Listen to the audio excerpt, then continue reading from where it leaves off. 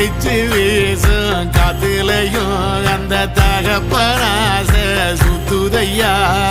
பிடிச்சு பூக்கும் விதையிலும் ஒரு வம்சத்து கதையே உள்ளதையா 100 தலைமுறை சேர்ந்து செதுக்குன ஈர நலம் இது பாறையா வாழும் வரையிலும் நீயும் விதைக்கிற கடமை இருக்கு கேளையா கோடி விளக்காயேந்தி கிடந்த வீடும் இருண்டது ஏனையா மாட விளக்கா நீயும் வரத்தான் வீடும் ஏங்கி நிக்குதையா எத்தனை சாமி வந்ததையா